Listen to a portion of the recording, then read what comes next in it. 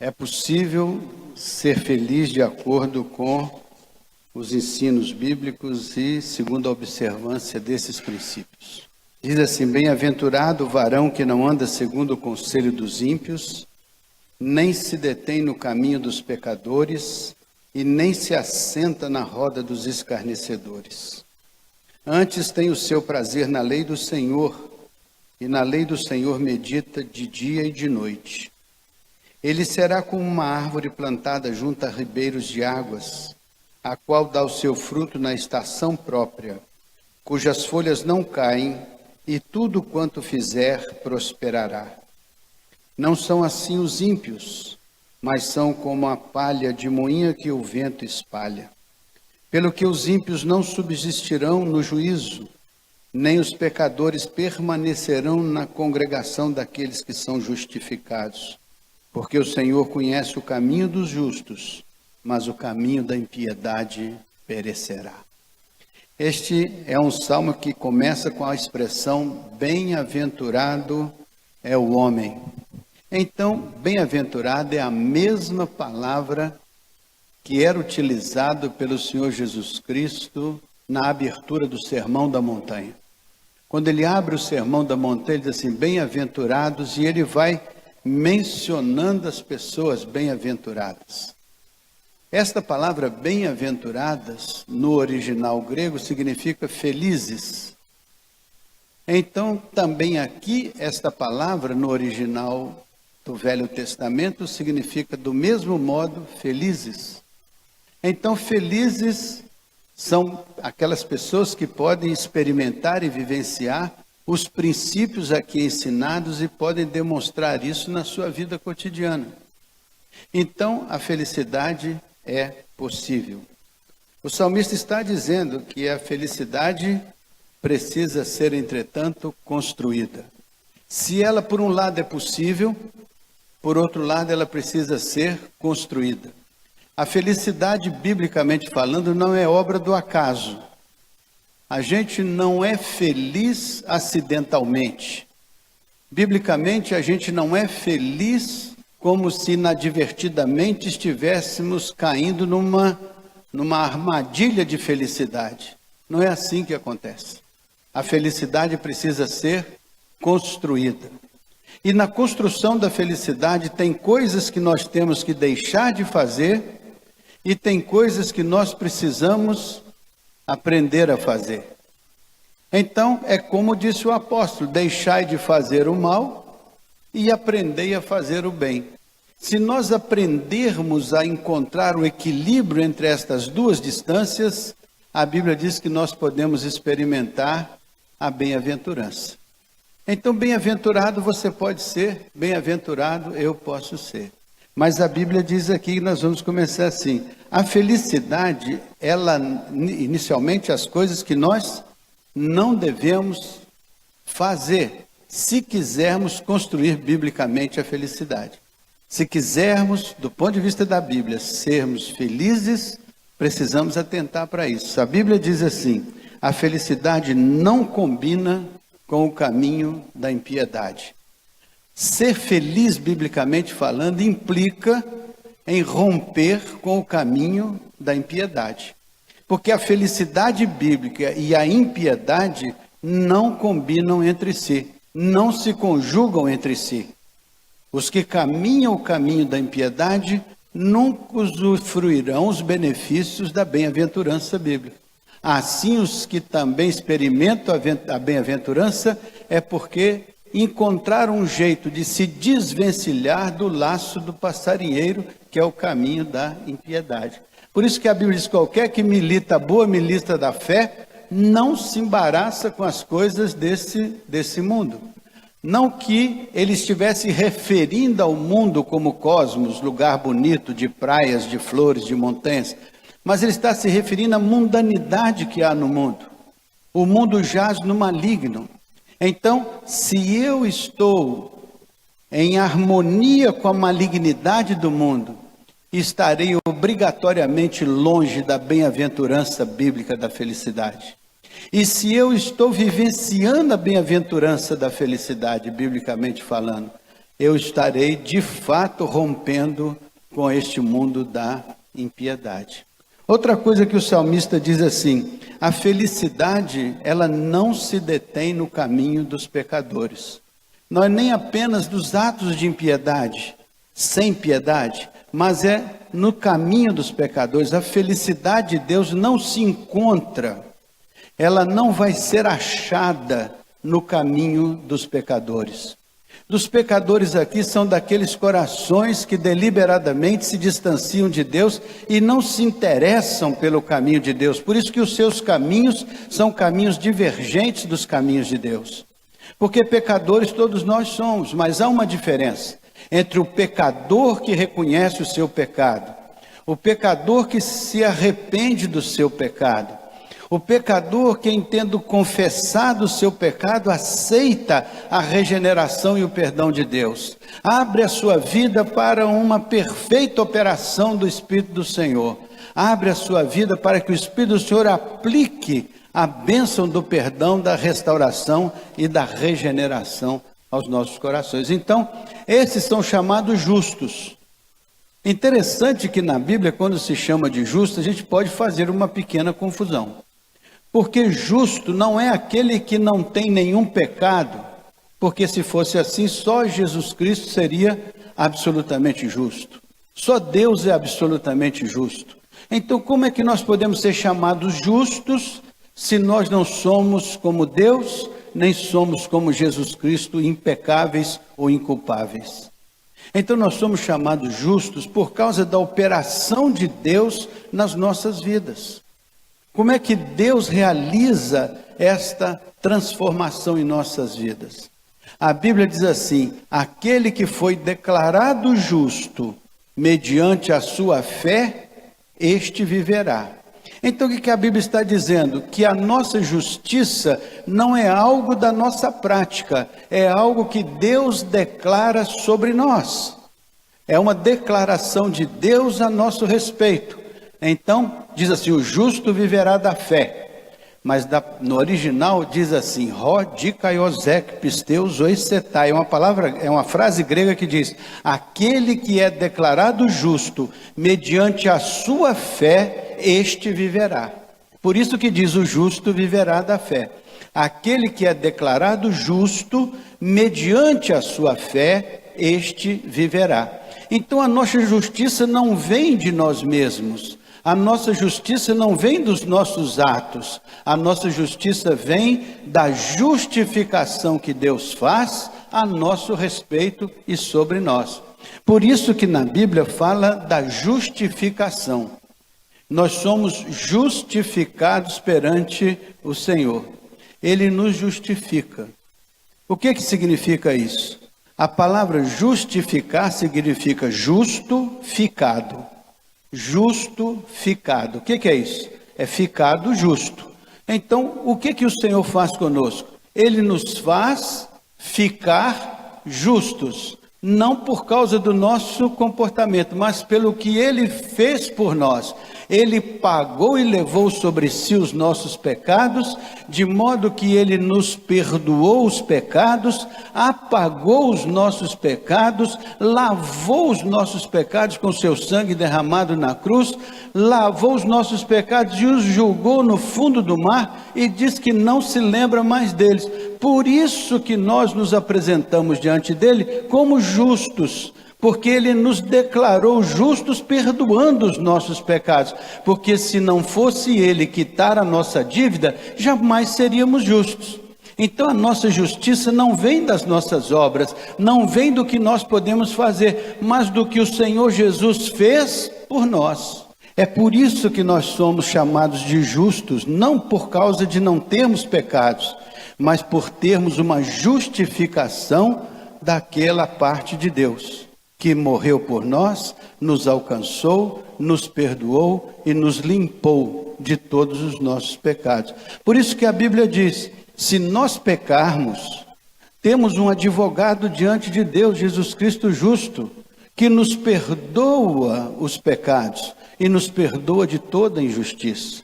Então não quer dizer que porque eu ser crente posso sair pecando de qualquer maneira, não. Mas se pecar, Se acontecer de eu me desvirtuar para o caminho dos pecadores, se acontecer de eu me envolver na roda dos escarnecedores, se acontecer de eu praticar isso na minha vida como um ato pontual de desobediência e rebeldia, eu posso chegar humildemente ao Senhor e dizer: Senhor, eu realmente pequei contra o Senhor. Eu realmente me tornei rebelde aos teus ensinos, aos teus princípios e à tua palavra. Eu me distanciei do Senhor. Eu me sinto como aquele filho pródigo que largou toda a casa do seu pai e foi para uma terra distante. Eu fiz isso, Senhor. E eu me arrependo, Senhor. Eu me arrependo. E eu peço o teu perdão. A Bíblia diz que o Senhor sonda o meu coração. Ele conhece a sinceridade do meu coração. Ele vê a verdade do meu arrependimento. Ele vê a verdade da minha confissão. Ele vê a minha disposição de fazer veredas direitas diante do Senhor. Então a Bíblia diz que Ele me perdoa e faz a minha vida branca como a alva, a neve. Ele me dá esta bênção. Por isso que Ele me diz que eu sou justificado, ou justo fiquei, por causa da ação dEle sobre a minha vida e da bênção dEle sobre o meu caminho. Então, eu sou justo perante os olhos de Deus, não pela meu comportamento de justiça absoluta, mas por causa da minha compreensão da graça de Deus. E eu me humilho perante a graça de Deus e digo: Senhor, eu sou pecador. Eu preciso da tua restauração, eu preciso da tua graça. Isso faz de mim uma nova criatura, porque fui criado em santidade, retidão e justiça da parte de Deus. Por isso que a Bíblia diz que o Espírito do Senhor declara ao meu espírito que eu sou filho de Deus. O Espírito do Senhor faz essa declaração a meu respeito. Não sou eu que me declaro filho de Deus. É Deus que me declara seu filho, pela obra que Ele realizou na minha vida, mediante o meu arrependimento e a minha entrega sincera a Ele. Quando lhe confessei os meus pecados, reconheci a sua obra no Calvário e me entreguei a Ele. E Ele hoje, ressurreto à direita do Pai, está lá como meu advogado e meu ajudador, intercede por mim e me ajuda. Por isso que há uma diferença entre o caminho dos pecadores e o caminho dos justificados por Deus. Porque a Bíblia diz que o que é bem-aventurado, ele não anda no caminho dos pecadores, não tem prazer na roda dos escarnecedores, não se identifica com o caminho da impiedade, não é a sua praia, não é o seu lugar, não é o jeito como ele gostaria de viver, uma vez que ele foi alcançado pela graça de Deus, uma vez que ele foi trabalhado pelo Espírito Santo de Deus, uma vez que ele se tornou templo do Espírito Santo de Deus, uma vez que ele se tornou habitação de Deus, então o seu prazer vai migrar do caminho dos pecadores, da roda dos escarnecedores. O seu prazer que antes estava nisso, pela ação de Deus em sua vida, ele vai migrar para o prazer na lei do Senhor e na sua lei meditar de dia e de noite. Não é assim? Por que nós chegamos a ter prazer na lei do Senhor? Porque nós vencemos o prazer e a atração que a roda dos escarnecedores faz sobre nós. A Bíblia diz que nós pecamos quando nós somos atraídos e engodados pela nossa própria concupiscência. Então, dentro de nós existe um elemento de atração para o nosso pecado. Existe um elemento de atração para a roda dos escarnecedores. Existe um elemento de atração para esse elemento. Mas a Bíblia diz que Deus nos pediu antecipadamente o coração e diz: filho meu, dá-me o teu coração. Eu vou tirar de dentro do teu peito o coração de pedra, o coração insensível, e eu vou colocar um coração de carne, um coração sensível. Filho meu, dá-me o teu coração, e os teus olhos observem os meus caminhos. Os teus olhos passem a observar os meus caminhos, porque são os caminhos da liberdade, os caminhos que conduzem a esta experiência de vitória. Por isso que diz assim, o homem, o caminho da felicidade não se detém no caminho dos pecadores. A felicidade bíblica não é compatível com a roda dos escarnecedores. A felicidade bíblica tem o seu prazer na lei do Senhor e na lei do Senhor medita de dia e de noite. Então é fácil da gente fazer uma avaliação. Onde é que está o meu prazer? Meu prazer está na roda dos escarnecedores? Meu prazer está no ambiente da impiedade? Meu prazer está neste contexto contrário ao caminho indicado pelo Senhor na sua palavra? Ou o meu prazer está na lei do Senhor? Ou o meu coração se alegra na presença do Senhor? Ou o meu coração está feliz em estar manuseando a palavra do Senhor? Paulo dizia ao seu filho na fé, Timóteo, dizendo assim: procura apresentar-te a Deus como um obreiro aprovado. Procura apresentar-te a Deus como um crente aprovado. Procura apresentar-te a Deus como um crente considerado aprovado pelo Senhor, que não tem de que se envergonhar, que não tem de que se envergonhar, e que maneja bem a palavra da verdade. Então o que Paulo está dizendo? Um crente tem que ser aprovado por Deus. Procura apresentar-te a Deus aprovado, que não tem de que se envergonhar. Significa que ele não tem que se envergonhar na sociedade onde ele vive, não tem que ter vergonha da qualidade de vida que ele vive na presença de Deus. Ele é um cidadão do reino dos céus, ele é um cidadão do reino de Deus. Então não tem que se envergonhar, nem diante de Deus, nem diante da sociedade. Então requer-se do cidadão do reino de Deus uma qualidade de vida, uma integridade de vida, não é verdade? Por isso que a Bíblia manda que a gente busque primeiro o reino de Deus e a sua justiça, para que todas as demais coisas sejam acrescentadas. Às vezes nós queremos que todas as demais coisas sejam acrescentadas sem mudança de vida, sem uma adequação aos propósitos de Deus e à ética do reino de Deus. Essa justiça de Deus tem a ver com a ética do reino. Então buscai primeiro o reino de Deus, coloca o reino de Deus como prioridade, coloca a palavra de Deus como principal elemento a nortear a vida, busca a justiça de Deus, que é a ética do reino, e diz a Bíblia que todas as demais coisas serão acrescentadas. Então tudo que vai sendo acrescentado em decorrência desta primazia do reino. Tudo que vai sendo acrescentado está alinhado com esta primazia do reino. Por isso que ele diz aqui: bem-aventurado é aquele homem que medita na lei do Senhor de dia e de noite. Ele faz da lei do Senhor o seu parâmetro, ele faz da palavra de Deus o seu vademecum, ele faz da palavra de Deus a sua cartilha, ele faz da palavra de Deus o seu estatuto, ele faz da palavra de Deus a sua constituição. Ele se organiza, se manifesta, se move por essa constituição. Então, uma vez que ele faz isso, a Bíblia vai dizer: porque você foi justificado por Deus.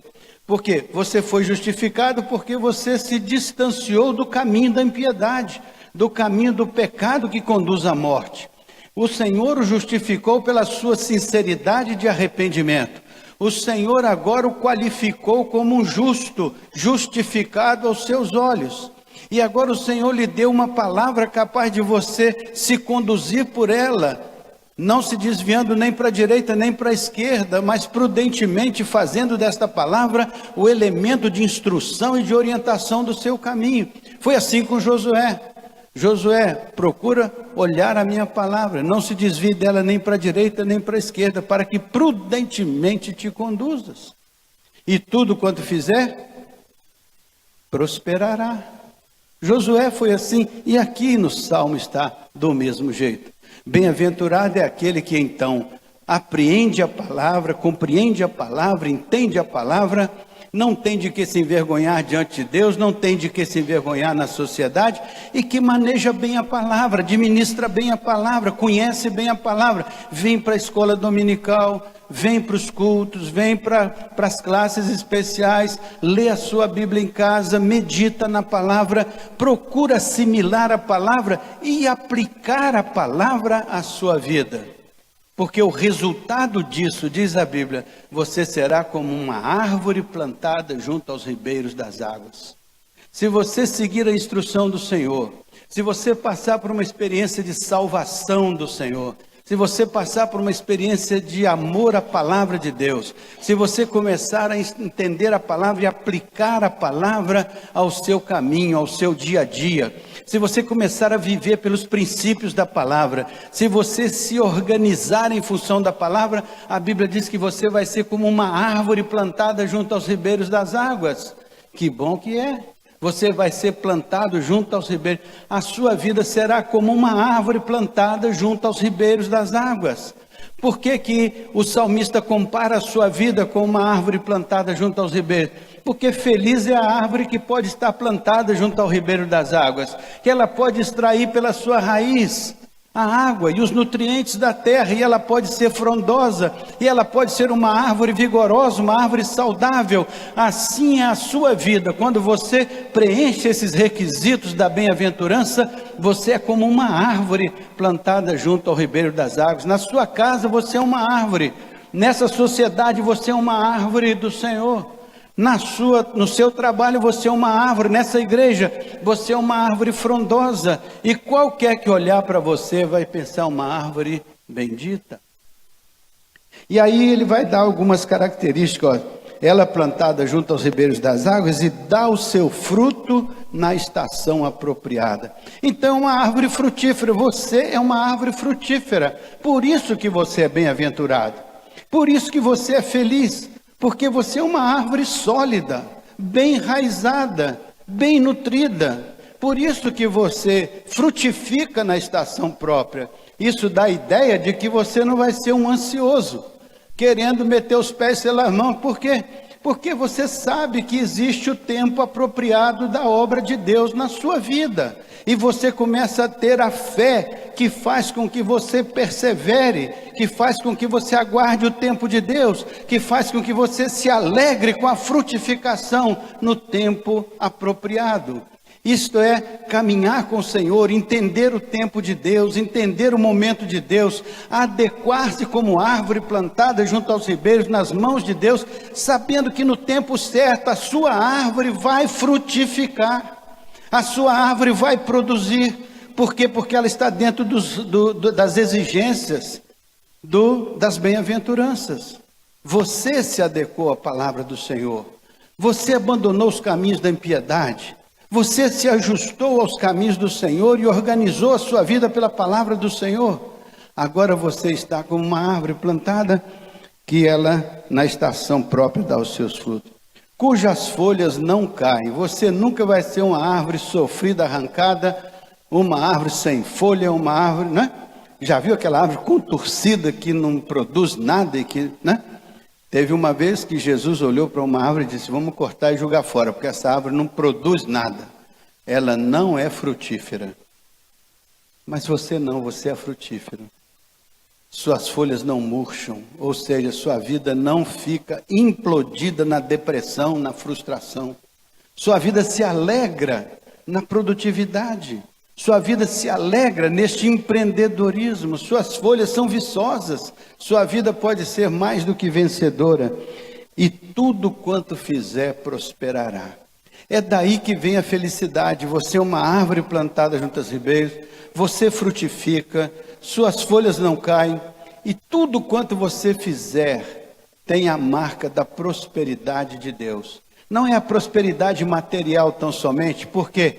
Porque aqui nós estamos falando de uma prosperidade que produz uma felicidade, e ela é ampla. Ela vem na sua vida emocional, na sua vida espiritual, na sua vida relacional, na sua vida profissional. Você prospera como pessoa que ajustou a sua vida aos propósitos de Deus. E Deus se compromete com você de abençoar a sua vida, de fazer a sua vida ser frutífera, de fazer a sua vida reproduzir o modelo da bem-aventurança. Por isso que pode dizer que você é feliz quando você anda nos caminhos do Senhor. Faz sentido? Faz? Não? Faz sentido? Sim ou não? Então, é isso que nós queremos. É ter uma resposta de que a bem-aventurança da Bíblia é possível. Ser uma árvore frondosa é possível. Ser uma árvore que produz no tempo próprio é possível. Ter a bênção de Deus na sua vida é possível. Fazer de você um vitorioso na vida é possível. Fazer de você uma pessoa próspera em todas as áreas da sua vida é possível, é biblicamente possível e é biblicamente aceitável, biblicamente recomendável. Por isso que o Salmo 1 diz: bem-aventurado é aquele que não anda no caminho da impiedade, não se assenta na roda dos escarnecedores, não se detém no... Bem-aventurado é aquele que não faz isso. Antes tem o seu prazer na lei do Senhor, e na lei do Senhor medita de dia e de noite. Ele é como uma árvore plantada junto aos ribeiros das águas. Suas folhas não murcham, todo o tempo apropriado ele frutifica, e tudo quanto fizer, prosperará. Essa prosperidade bíblica é importante. Não é aquela prosperidade de você, eu declaro e determino que todas as riquezas de Deus caem no meu quintal. Não tem nada a ver com isso. É, antes de tudo, eu construo uma vida equivalente aos princípios e propósitos de Deus. Eu me ajusto com a minha vida dentro do propósito e do caminho de Deus, me organizo com a palavra de Deus, me alinho com os ensinamentos do Evangelho, me torno um crente fervoroso, e Deus se compromete comigo, porque Ele disse que abençoaria aqueles que se colocassem na perspectiva da sua vontade. A vontade de Deus é boa, é perfeita e agradável. Paulo, escrevendo aos Romanos, diz: irmãos meus, eu vos convido a que apresenteis os vossos corpos a Deus como sacrifício vivo, santo e agradável, que é o seu culto racional. A palavra grega é lógicos latreia, culto lógico, culto inteligente. Então ele dizia aos Romanos: peço que vocês tragam as suas vidas ao altar do Senhor como um culto inteligente, como uma decisão consciente. E não vos conformeis com este mundo, disse ele no capítulo 12, verso 1 e 2. E não vos conformeis com a mundanidade deste mundo, mas transformai-vos pela renovação da vossa mente, para que possais experimentar o propósito de Deus, que é bom, perfeito e agradável. Então, para experimentar a produtividade do Senhor, para experimentar as bênçãos do Senhor, para experimentar o bom de Deus, o novo de Deus, a novidade de Deus, por isso que a Bíblia diz: quem está em Cristo, nova criatura é. As coisas velhas já passaram, porque eles foram justificados pelo Senhor, e agora estão vivendo uma novidade de vida, árvores plantadas junto aos ribeiros das águas. A Bíblia diz que nós fomos justificados pelo Senhor, e justificados pelo Senhor, temos paz com Deus. Justos ficados, deixamos de ser inimigos do Senhor e passamos a ser abençoados pelo Senhor. E diz a Bíblia, escrevendo Paulo aos Romanos: vocês têm paz com Deus, sendo justificados dos seus pecados, porque vocês confessaram, reconheceram que eram pecadores, se arrependeram e colocaram suas vidas na perspectiva da graça de Deus. Tudo quanto fizer, prosperará. Não são assim os ímpios, porque os ímpios são como um monturo de palha que o vento espalha e joga fora. Mas você, o vento não carrega para qualquer lugar, porque você é uma árvore plantada junto aos ribeiros das águas.